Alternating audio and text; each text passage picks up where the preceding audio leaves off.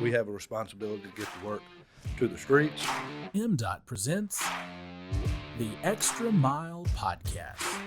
Highways, movement of goods, these are things that we rely on every day. Got to have the ability to get their product to market. As long as you're performing, we want to be behind you pushing. Welcome into another edition of the Extra Mile Podcast presented by the Mississippi Department of Transportation. I'm MDOT Digital Media Manager Paul Catul.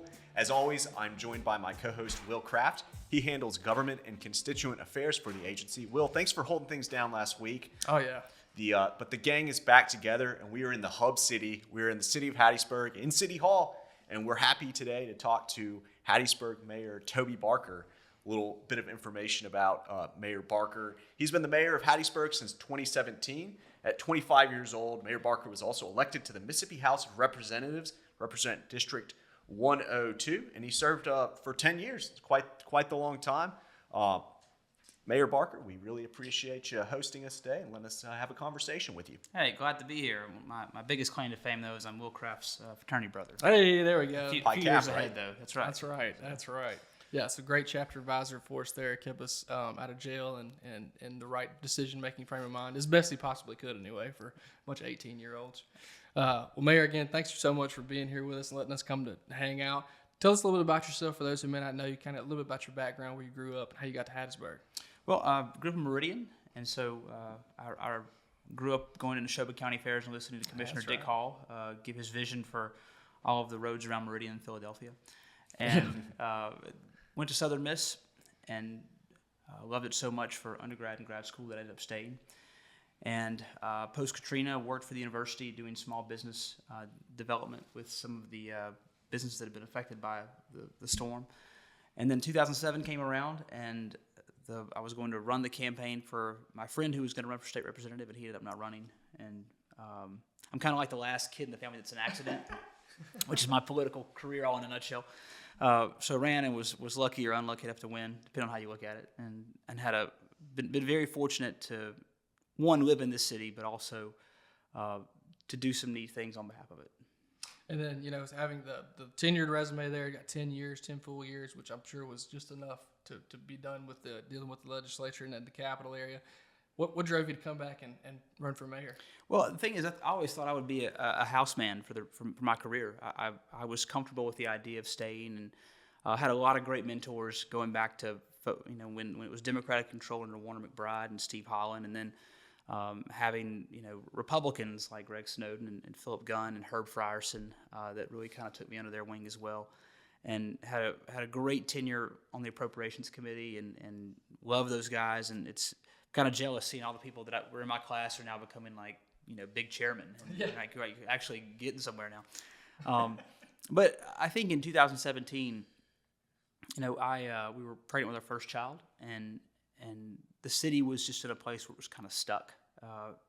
Hattiesburg always has a lot going on because of two universities and two major medical facilities in Camp Shelby, and it's a really strong small business economy. But I think from a leadership standpoint, we were just sort of at a stalemate.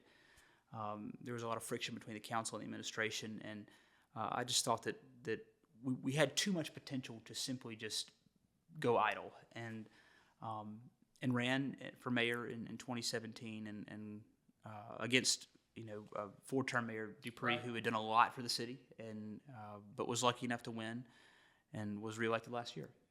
Awesome. Mayor Barker, this is an MDOT podcast, and I know we deal with interstates, highways, a lot of state maintained stuff, but we do work with cities. And can you talk about kind of how you work with MDOT to get things done locally? Well, it's everything from going after really big grants and having to aggravate Kelly Castleberry, to meeting with my Commissioner King, who I have a long-standing relationship with when he was transportation chairman of the Senate, and even before that when I was roommates with his son in college. That's right. Cool. And which is a funny story how we met. Totally diverging here. That's okay. But the day after Katrina, I was living with Chad King, and a tree had come through our house, and Chad had done the right thing and gone home to stay with his parents. I did not. I stayed in there, and so I was in there when the tree fell. And I remember Commissioner King pulling up and looked at the house and never had met me before, but embraced me like I was his own son, and he's been taking care of me ever since. So, so I think it's everything from going after big grants, ongoing government relations with Commissioner King, and letting him know what's going on. Our MPO, which we have Metropolitan Planning Organization, working with Lamar County and Forest County and Petal, but also down to we're trying to keep I-59 in the city of Hattiesburg looking better. And so, entering into MOU so that we can use the tractor that MDOT has, but our guys can man it just to keep that area picked up and cut, which is so important, first impressions, particularly when we're having, regionals, like we're having conference championships and football games. Hattiesburg has a lot going on a regular basis. And so, trying to keep the area picked up.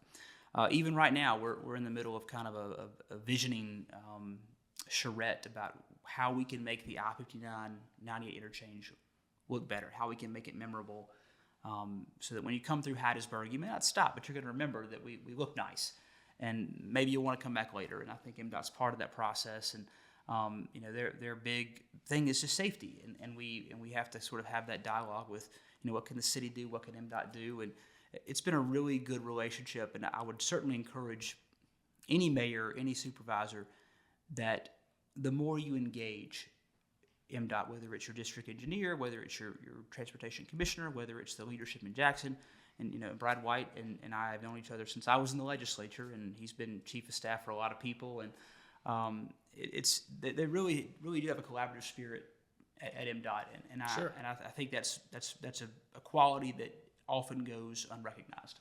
Appreciate that. Any other big projects going on? I know we kind of touched on the Hall Avenue overpass. That's going to be great. Any other major, or even that one, if you want to speak to? Sure. I mean, so we had some, Hattiesburg is called the Hub City, and it's because we were between, we were the junction for all these rail lines, whether Mobile, New Orleans, Natchez, Gulfport, Meridian, Jackson, and I think I'm naming them all on the Hub sign, and so. That's where we got our start with timber and having being sort of the in between with all those places. And the problem is though when you're have a lot of rail lines, your downtown grows out of that, and vehicles come into play over the course of a century. It's sometimes creates an adversarial relationship between railroads and your city's transportation system. So we have 20 at-grade crossings in our downtown. We have no grade separated crossings, which, coming from Meridian, we have 5 or 6 overpasses. And so it's just, the solution seems simple. And the rail lines attitude tends to be, and this is not a knock on them, this is just, this is the way it developed, is they were there first, and they were. And so we tried to tackle, how do we get over, the Canadian National Line and the Norfolk Southern Line, and what's the most efficient way to route that? And we went after a CRISI grant in 2019, and eventually had some success in 2020. $5.3 million grant that we matched that with about $9 million of our own to build that first overpass. We chose Hall Avenue because Hall Avenue is the one road that goes over both rail lines. It's just south of our downtown. There's plenty of room, so you can get over Canadian National and Norfolk Southern. And so we got the CRISI grant in January of 2020. It's one of the few good things that happened that year. And we went after a build grant as well. And we had gone after build grants before and been unsuccessful. But, one thing that I would also encourage cities and counties to do is, you can't just submit your application and then let it go. You gotta work it. You gotta get up there. And I go to DC 4 or 5 times, and seeing different senator staff and our Congressman Palazzo's staff, which has been great to work with. And later that year, we were successful with a build grant too, and it was about a $13 million build grant. And so between those 2 federal grants and a lot of matching money from the local folks, which I do think local folks need to have skin in the game. Sure. We're going to have one boulevard that goes over both rail lines, and we're solving a centuries-old transportation problem. That's awesome. With those 2 grants through federal DOT. Now, the relationship there is that, it's the state DOT and federal highway that helps administer that, and federal railroad as well. And so you have to work with all those things, but it's really good when you have your state DOT in your corner and understanding what's going on. And, we have a great grant writing team at Local Impact Analytics who's out of Hattiesburg, and and they've had so much success that now other cities are trying to hire them away from us, and which but I think the big thing is always having a grant application in. So right now we have a raised grant in to do some planning to, as I'm sure we'll talk about. I mean, Hattiesburg has a lot of growth. Our daytime population swells a good bit, and so we always have issues with east-west corridors and trying to have sufficient capacity to get those things done. And so right now we're going after a raised grant to do some planning on our Western Beltway, which would help move traffic to the western side of Hattiesburg and even Bellevue in that area. That's a priority. We just submitted an infra grant in collaboration with MDOT about how to redo our 59 Highway 11 interchange, which has been so dangerous. But as we look forward to landing a big client down at our mega site, you have to plan for those things. And I think it's just incumbent upon a community to be proactive, to always be looking, because I think if you put in the work, MDOT will be in your corner, or at least helping you. Like that infra grant, we worked a year on that, planning and going through feasibility studies, and of course the fun ones are the TA programs, the transportation alternatives, and we've had some success there, and I'm very, very grateful to Commissioner King and the rest of the Transportation Commission and Willie Simmons and for supporting us in those things. We are working on changing our Gordon's Creek, which is the drainage ditch through the middle of our city, and trying to make it more than just a drainage ditch, trying to make it an amenity. And so we're seeing some things happen there, including a food truck park that we'll be starting work on in January. Oh, cool. I hadn't heard about that yet. Yeah.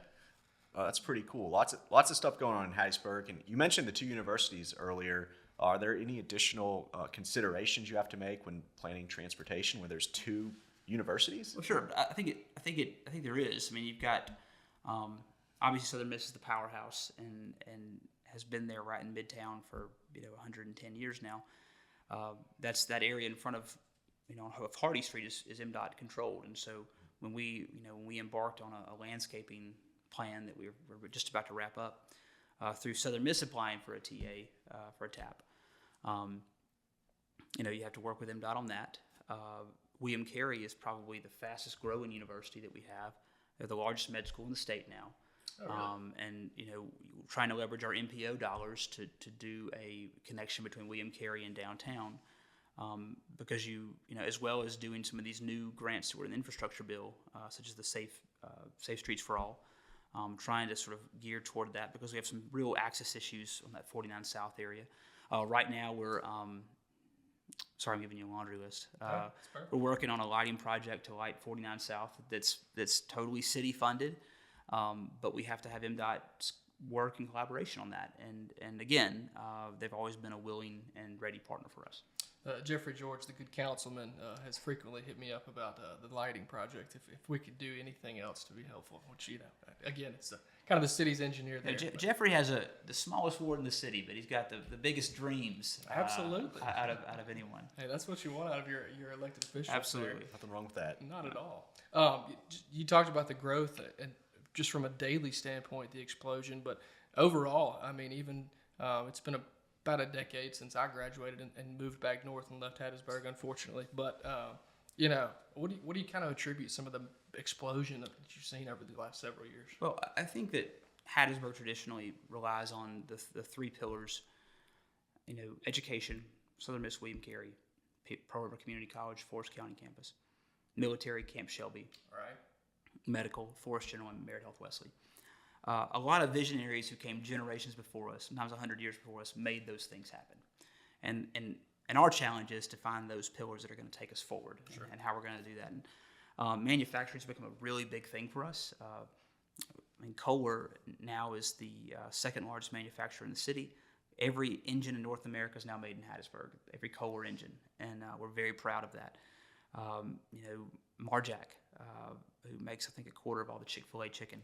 Oh, really? It's right here in Hattiesburg. And so manufacturing is becoming quite the pillar for us as well. And as we continue to grow, our industrial park is pretty much mature now. We've filled almost every spot. We're having to build like things on the water tower parcels now. I mean, we're just, so we've got a mega site south of town. We've got the Innovation Research Commercialization Park up near Classic Drive near 59, 49. And so you're really, you're trying to, plan and stretch your land as far as it can go because, we have the workforce here. I mean, we have population growth. We have an educated workforce. Companies are always pleased with what we have to offer here.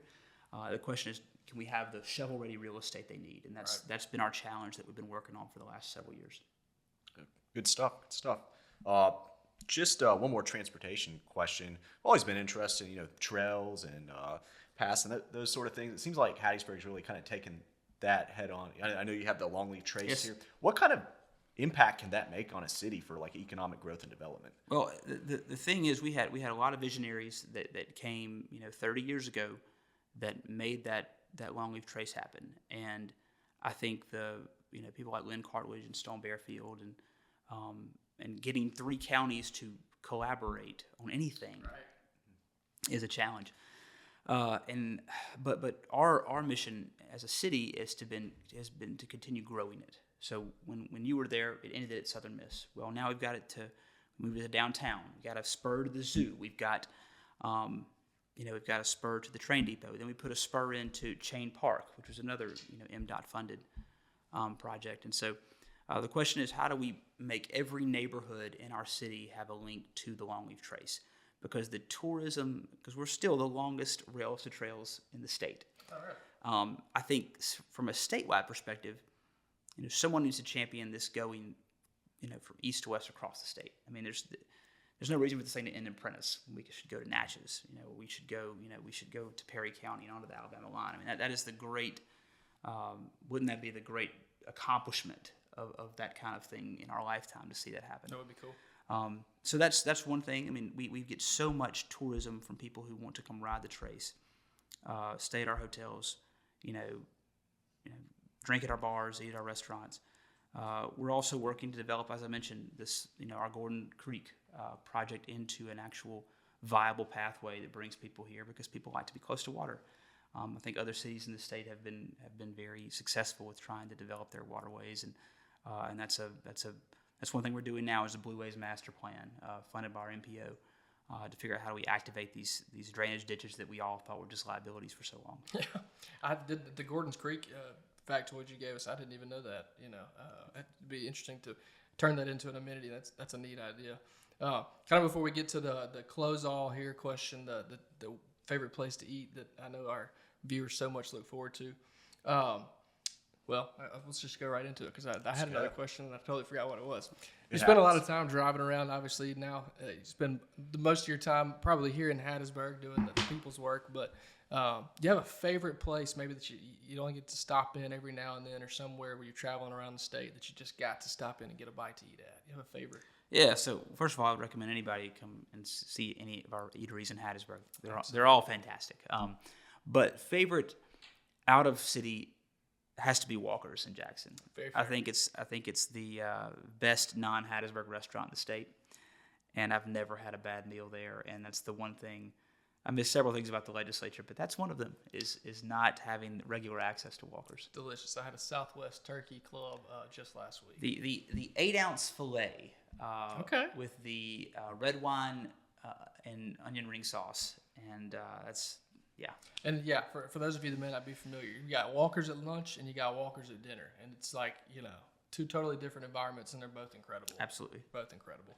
The other thing I was going to ask, I know you got a lot going on, right? We just got through graduation, got July 4th coming up. Betsy, one of your great staffers out here, was mentioning the Cross the River celebration that works. How does that work? So one thing that we've been doing with the previous mayor, but especially now with the current mayor, Tony Ducker, is trying to strengthen that relationship between Petal and Hattiesburg. We share 2 rivers.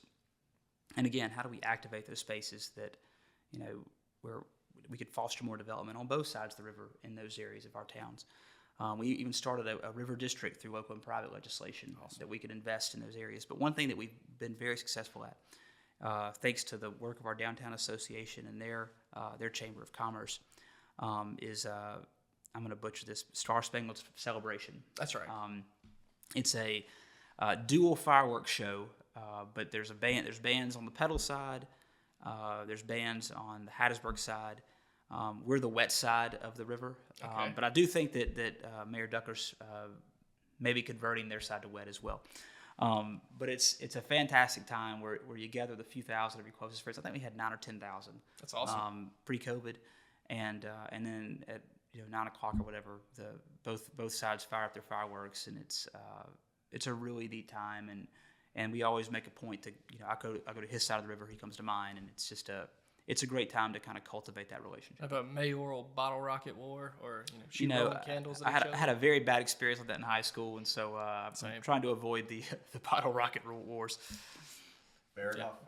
Well, Mayor Barker, we really appreciate you having us in to visit your beautiful city. I'm an outsider, but every time I come to Hattiesburg, I love everything that's going on, so we really appreciate it. We'll go ahead and wrap things up and thank our listeners out there for listening to the Extra Mile podcast. We want to thank our producer, Katie Hornsby, our editor, Drew Hall. They made the trek with us today. And remember, you can watch episodes of the Extra Mile podcast by visiting gomdot.com/the extra mile. Follow us on Facebook and Twitter. That's at Mississippi DOT. The last thing, as always, remember to drive smart out there on Mississippi highways.